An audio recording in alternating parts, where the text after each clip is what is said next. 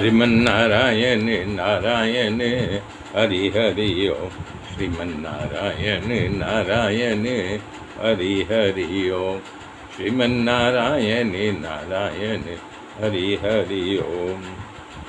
लक्ष्मण जी कह रहे हैं कि मुनिराज, मैं आपका दास हूँ। अब क्रोध को त्याग दो और टूटा हुआ धनुष आपके क्रोध करने से जुड़ तो नहीं जाएगा। खड़े खड़े आपका पैर दुख रहा है, आप थक गए हैं, बैठ जाइए। जो धनुष इतना आपको प्रिय है तो उसका उपाय करके कोई बड़ा कारीगर बुलाइए और उस बड़े कारीगर से जुड़ा लिया जाए। लक्ष्मण जी के इस बोल को सुन करके जनक जी को भी डर गए और कहने लगे, बस करो, चुप रहो, अनुचित वचन को नहीं बोलना चाहिए। अरे थर थर काँपहि पुर नर नारी, छोट कुमार ते कोट के भारी। भृगुपति सुनी सुनी निर्भय बानी, रिसतन जरहि होई बलहानि। जनकपुर में सभी स्त्री पुरुष थर थर काँपने लगे। सब ही मन कह रहे थे कि छोटा राजकुमार बड़ा खोटा है। लक्ष्मण जी की निर्भय वाणी को सुन करके परशुराम जी का शरीर क्रोध से थर थर काँप रहा था। इनकी बल की हानि हो रही थी, यानी उनका बल घट रहा था क्रोध के कारण।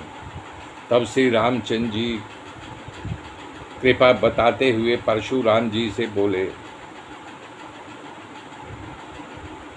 परशुराम जी ने बोला, परशुराम जी से नहीं, परशुराम जी ने बोला, तेरा छोटा भाई समझ करके मैं उसको बचा रहा हूँ।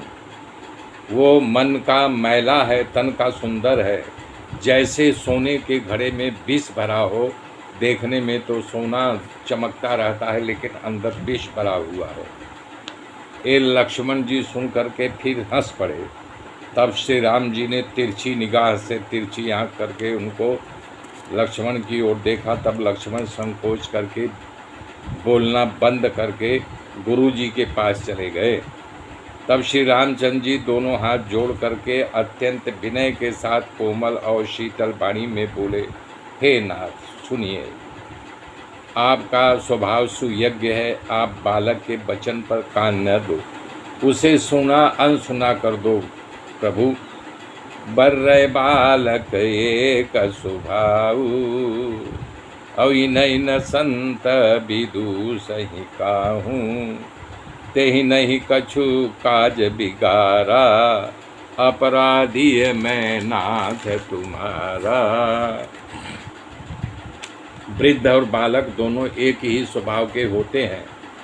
संत जनों इनके दोष को नहीं गिनते हैं। लक्ष्मण, आपका कोई कार्य भी नहीं बिगाड़ा है, आपका अपराधी तो मैं ही हूँ। इसलिए हे स्वामी, कृपा, क्रोध, वध और बंधन जो कुछ करना हो आप मेरे साथ, इस दास के साथ कीजिए। जिस तरह से आपका क्रोध शांत हो वो सुनिश्चित करके बताइए, आप, मैं वही उपाय करूँगा। और कह मुनि राम जाई रिस जैसे, अजहूँ अनिज तव चितवय नैसे। यही के कंठ कुठारु न दीना, तव मैं काह कोप कर कीना। मुनि ने कहा, हे राम, क्रोध मेरा कैसे जाए। अब ये तेरा छोटा भाई मुझे तिरछी नज़र से देख रहा है, इसकी गर्दन पर न कुल्हाड़ी चढ़ाई तो मेरा क्रोध करने का फ़ायदा ही क्या। मेरे मित्रों, मेरे साथ जुड़े रहिए, आगे की गाथा फिर कल जोड़ूंगा। तब तक के लिए जय श्री राम। जरा पानी पिलाओ भाई।